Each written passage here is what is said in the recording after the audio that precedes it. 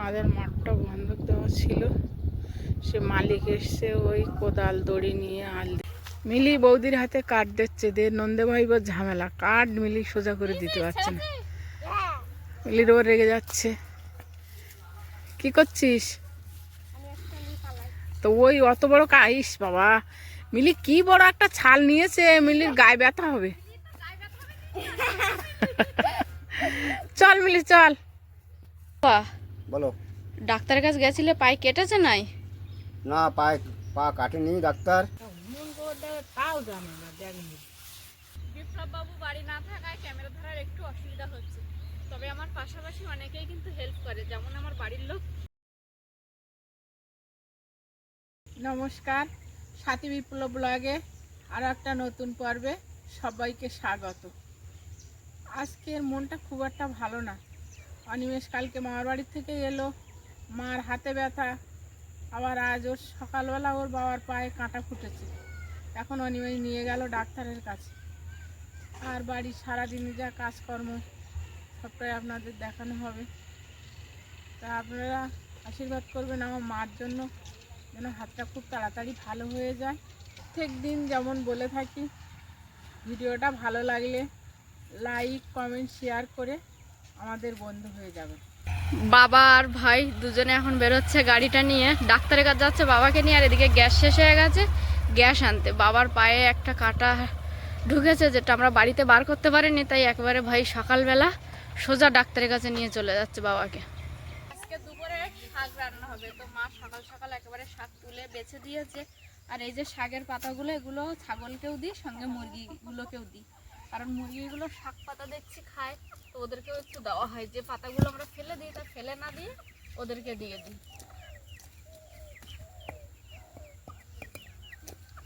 দাঁড়া দাঁড়া, ঝুড়ি টেনে নাও, কাছে না হয় জোর করে দাও, জোর করে তুকে দাও, বেরিয়ে আসছে। আমার জন্য জোর করে দিতে পারলো। দেখো সবাই যে যার মতো মুখে নিয়ে ছুটে বেরিয়ে যাচ্ছে। আর দেবো মা এখানে? এবার ওই ঘরে দাও, আর এই আলুর খোসাগুলো সব এদের দাও। আদের এদের? হ্যাঁ, আগে পাতাগুলো দিয়ে দাও, দিলে আলুর খোসা নিচে পড়ে যাবে।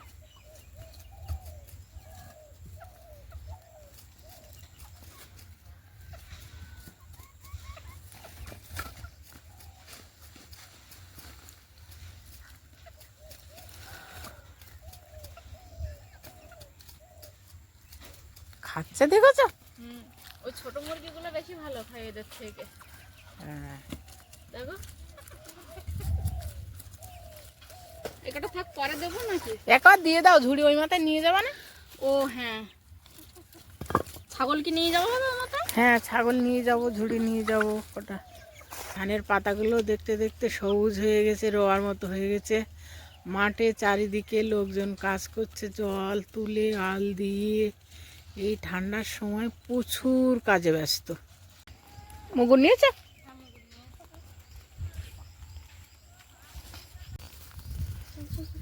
নিচে নাম, নিচে নিচে। তুই ওকে কোলে করে নে, হয়তো ম্যাক্সকে কোলে কর, তুই তো কোলেই করিস সবসময়।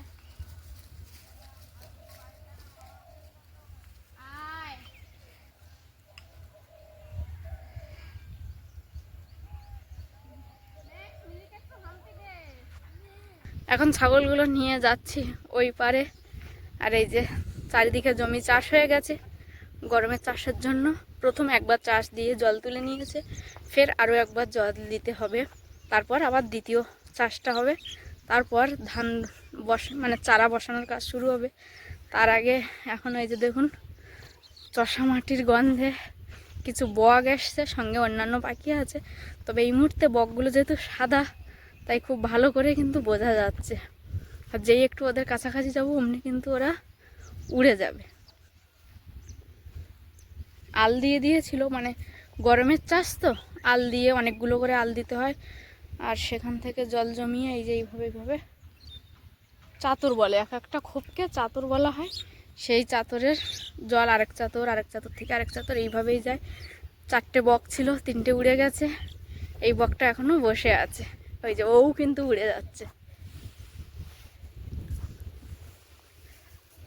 ওই যে ওদিকে কাকা কাকিমা দুজনেই মাঠের কাজ করছে সকাল থেকে। কাকা চারিদিকে যে বর্ষার চাষের যে আলগুলো ছিল সেগুলো ছেটে দিচ্ছে, আর কাকিমা নতুন করে আবার আল দিচ্ছে। নতুন করে আল দিচ্ছ? ও ওদের ওয়েদারটা উঁচু তো।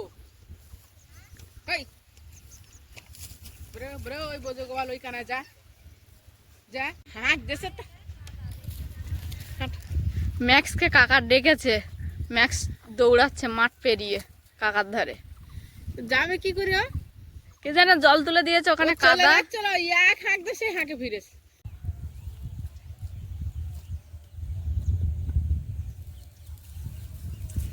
আমাদের এই সজনে গাছটা একটু একটু ফুল আসছে জানো মা। এই যে সজনে গাছে সবে ফুল আসা শুরু হয়েছে। ওরা খেতে শুরু করে দিয়েছে। এতক্ষণ ওদের গড়াই ছিল, একেবারে একটু বেলা হতে আমরা ওই পারে চলে এলাম, ওদেরকেও নিয়ে আসলাম। আর ওই যে আমাদের মহারানী ঘুরতে গেছিল, এসছে। জল উঠে কাদা হয়ে গেছে মাঠ, ও আর কাদার মধ্যে যেতে পারেনি, তাই আবার ফিরে চলে আসছে আমাদের ধারে। এক কাজ করো, এইখানে কিছুটা ঝাঁপাও, এইখানে আর ওইখানে, তাহলে সমান সমান হবে না। না একেবারে ওইখানে নিয়ে যাবো। তা না না না না, করো ঝপঝপ করে কর।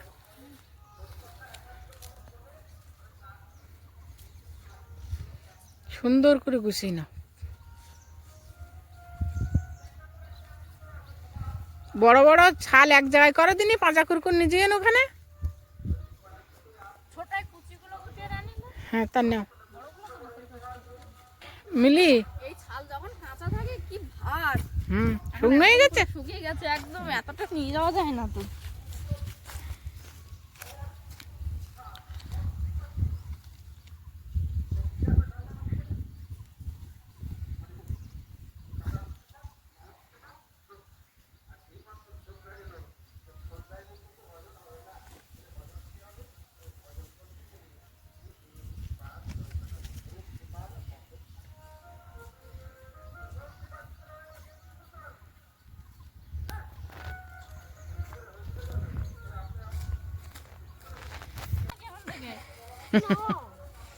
মারিস নে।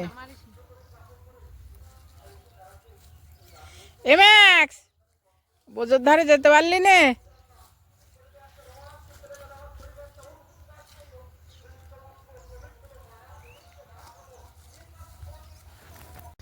আজকের এই কোনাটা ব্যাডে, এইটা ব্যাডে পরিষ্কার করা হলো। আজকের এই পর্যন্ত থাক। হ্যাঁ এক ঝুড়ি তুমি নিয়ে নাও, কারণ অনেকটা বেলা হয়েছে, আবার রান্না বান্না করতে হবে। আর বাবার তো কাঁটা বের করে বাড়ি এনেছে অনিমেষ, খবর দিয়ে গেল। চলো, বাবা খুব ভয় পাচ্ছিল। আমি বললাম না যে একটুখানি ডাক্তারের কাছে নিয়ে গেলে, ডাক্তারের সুচ দিয়ে বের করলে আর কিচ্ছু হবে না। মিলি বৌদির হাতে কাঠ দিচ্ছে, দে নন্দে ভাই বোর ঝামেলা, কাঠ মিলি সোজা করে দিতে পারছে না। মিলির ওর রেগে যাচ্ছে।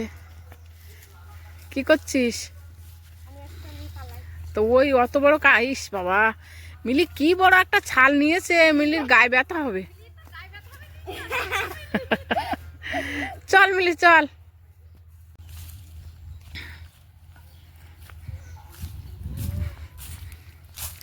তোমার পেছন দিকে ওই ম্যাক্স দূরে টান দিচ্ছে, ঘাড়ে ব্যথা লাগবে।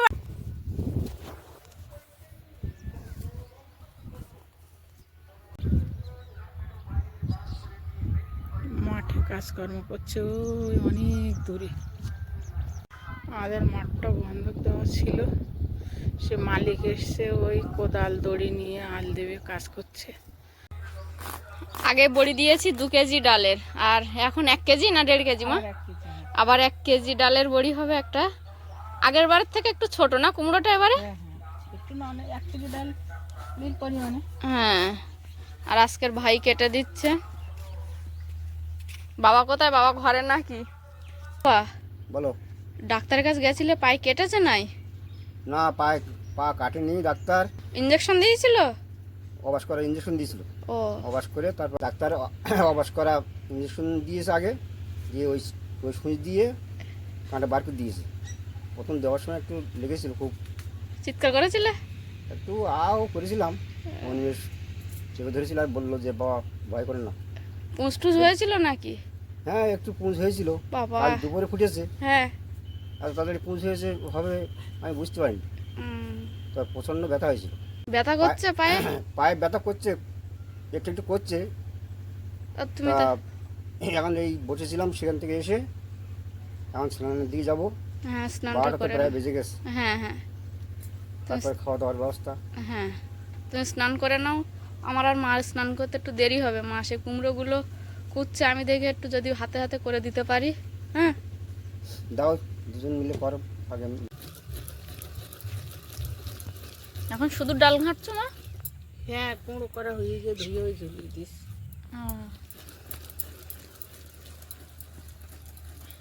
তুমি তাহলে ডাল ঘাঁটো, আমি ওই মাথায় একটু যাব, গিয়ে উল্কি আছে কিনা দেখি।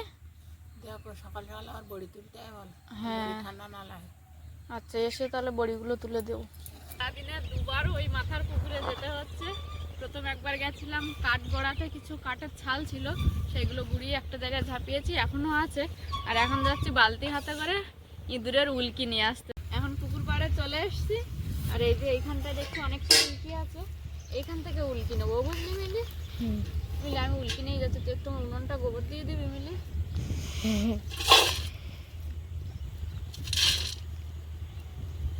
এই ইঁদুরের উল্কি দিয়ে গোবর দিলে বেশ সাদা হয়ে থাকে, একদম দেখতে খুব ভালো লাগে। আর আমাদের যেহেতু গরু নেই আশপাশে, এরকম বাড়ি গিয়ে সবসময় তো গোবর চাওয়া সম্ভব হয়ে ওঠে না। আবার গোবরের কিছু কিছু নিয়ম আছে, মানে গরুর যখন গোয়াল থেকে কিছু দেবে, গোবর দুধ কিছু কিছু বারের তিথিতে অনেকে দেয় না। আর যখন একেবারে খুব খারাপ হয়ে যায় তখন কারোর বাড়ি থেকে একটু গোবর চেয়ে এনে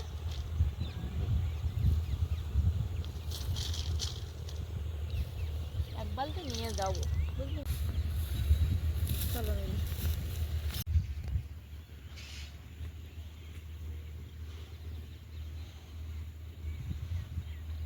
বিপ্লববাবু বাড়ি না থাকায় ক্যামেরা ধরার একটু অসুবিধা হচ্ছে, তবে আমার পাশাপাশি অনেকেই কিন্তু হেল্প করে, যেমন আমার বাড়ির লোক, সেই সঙ্গে সঙ্গে মিলি, কমল, তনু, এরা অনেক সময় আমাকে হেল্প করে, ক্যামেরা ধরে দেয়, ফটো করে দেয়। যাই হোক, আর কমল আর মিলি এরা দুজন ভাই বোন। পুকুর পাড় থেকে উল্কিগুলো এনেছি, এখন এই যে বালতি, এই বালতির মধ্যে দিয়ে রেখে দেবো। মাঝে মাঝে এখানে জল দেবো, আর এখান থেকেই প্রয়োজন মতো নেব।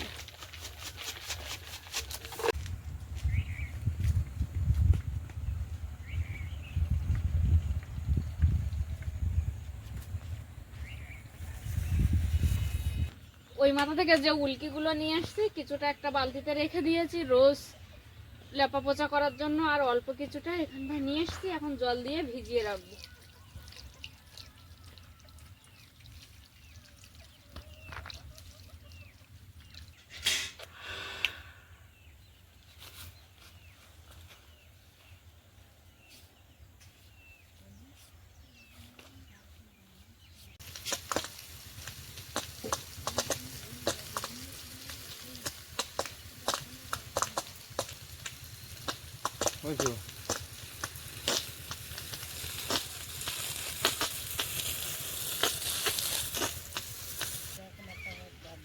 এইটা নেই, এটা তুষ দিয়ে চটকাবো। উল্কি মাটিগুলোতে জল দিয়ে ভিজিয়ে দিয়েছি। আমার তুষ কতটা দেবো? দাও চটকা চটকা লাটা বানা হয়। আর এই যেখানে তুষ ছিল, ধান কোটানোর থেকে বার হয়েছিল তুষ, সেই তুষগুলো মাটি তুষ একসঙ্গে করে চটকে নিচ্ছি।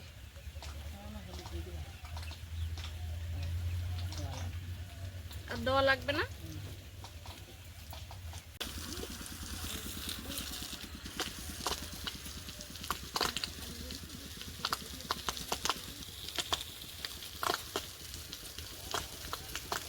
তুষ মাটি একসঙ্গে ভালো করে মিশিয়ে নিয়েছি, এবার একটা ঝিকে লাগিয়ে নেব। জল দাও ওই ঝাঁটা নয় এরকম ভালো করে ভেজে নাও, কালি যায় মাটি ধরে না, পুড়ে যাবে।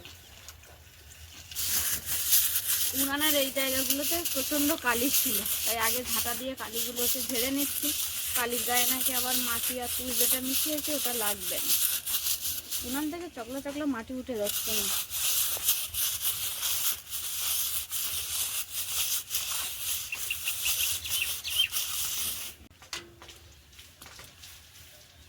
আর দেবো জল? হ্যাঁ সবটা ভিজি দেওয়াটা নেতা নেও না, ওই নিয়েছি তো। এগুলো দিলে সব ভিজিয়ে দাও ওর দিয়ে ওইখানে ভালো করে মাটি লাগিয়ে দাও আর ওই মাটি দিয়ে ভালো করে তো ওইগুলো লিপে দিয়ে দাও আর ওরা লেপো মাটির তলা দিয়ে লেপো ওর গাটা ওই কাটামাটি দেখাচ্ছে কিন্তু লেপো মাটি হ্যাঁ আর যেগুলো চকলা উঠে গেছে ওই চকলা উঠে তো মাটি লিপে দিলে তারপর চকলা বন্ধ হয়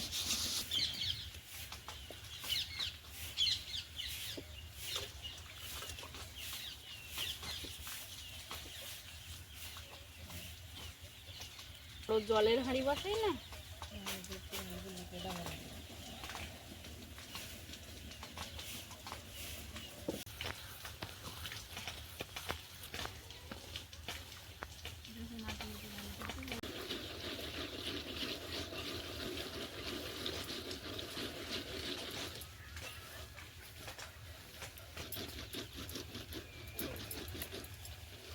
মন করে তাও জানে না দেখনি মিলি জানিস? মিলিও জানে না। মিলে জানে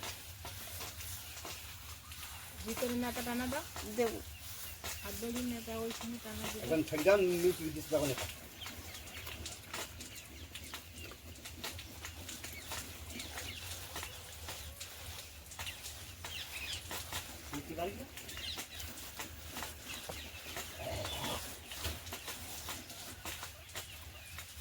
পেশা বলো তোমার পা কিরকম?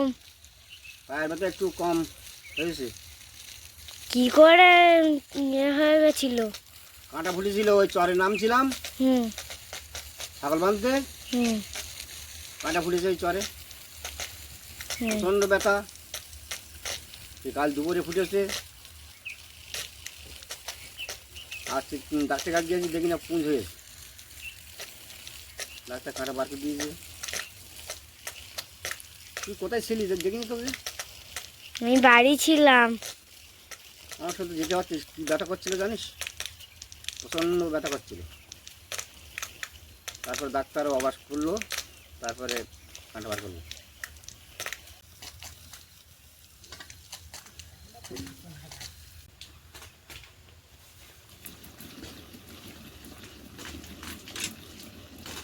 দেখছি মিলি বড়ি দিতে গেলে কি খাননি তোর মা আবার বললো দিদি আমি একটু মঙ্গলবারে বড়ি দেবো তোমার এখানে এসে দেবো কি করবো বল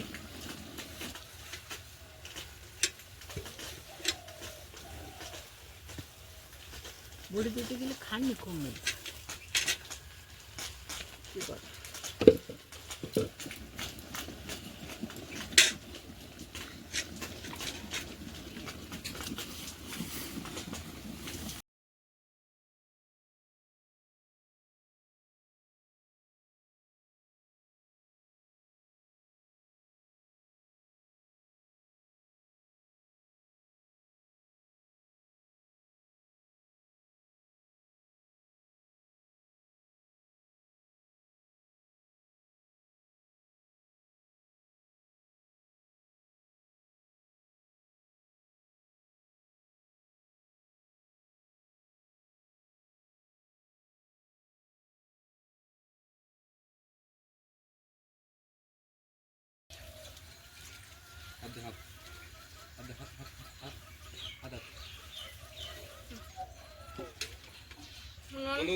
লেপা পোছা কমপ্লিট হয়ে গেছে, তাই তো মা? হ্যাঁ বালতিটা ওখানে করতে দাও ওই জল হ্যাঁ এই কুমড়োর জল পড়ছে।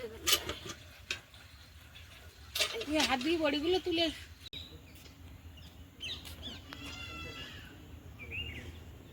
বড়ি অনেকটাই শুকিয়ে গেছে, দুটো রোদ পেয়ে গেছে, ভেতর ভেতর একটু একটু কাঁচা আছে, আর একটা রোদ দিলে ঠিকঠাক হয়ে যাবে।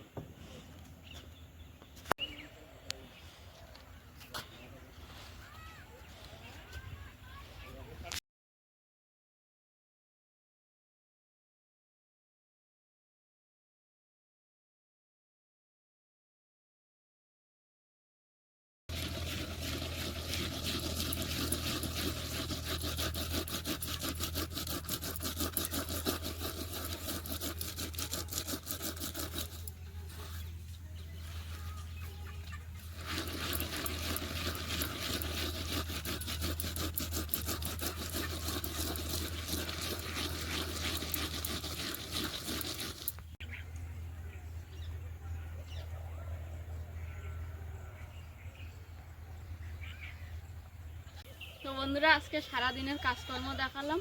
তার মধ্যে একটু মন মানসিকতা খারাপ ছিল, দিদা অসুস্থ, সেই সঙ্গে সঙ্গে বাবারও পায়ে একদিনে কাঁটা ফুটে গিয়েছে। গিয়ে সেই কাঁটা বার করতে গিয়ে ডাক্তারকে ডাকতে হয়েছে, মানে ডাক্তারের কাছে বাবাকে নিয়ে যেতে হয়েছিল। এখন বিকালে উঠে বলছে বাবা একটু পাটা ব্যথা ব্যথা কমেছে, তবে প্রথমে এসে একদমই ব্যথাটা বুঝছিল না, কারণ অবশ করে বার করে দিয়েছিল কাঁটাটা, তাই বাবা ব্যথাই বুঝতে পারিনি। তো সমস্ত কাজকর্ম, সুখ দুঃখ সব রকম মিলিয়ে আজকের পর্বটা কেমন হয়েছে আপনার সবশেষে কমেন্ট বক্সে জানিয়ে যাবেন। এতক্ষণ ধৈর্য ধরে দেখার জন্য আপনাদেরকে অনেক অনেক ধন্যবাদ। দেখা হচ্ছে নতুন একটা পর্বে। ততক্ষণের জন্য আপনারা সকলে ভালো থাকবেন, সুস্থ থাকবেন, নিজেদের সকলের প্রতি খেয়াল রাখবেন। আমার সকল বয়োজ্যেষ্ঠদেরকে জানাই অনেক অনেক প্রণাম, সমবয়সীদেরকে জানাই ভালোবাসা, ছোটদেরকে জানাই আদর ও স্নেহ। আরও একটা কথা যেটা আমি সবসময় বলে থাকি, সাথী বিপ্লব ব্লগের সঙ্গে সদা সর্বদা জুড়ে থাকবেন। নমস্কার।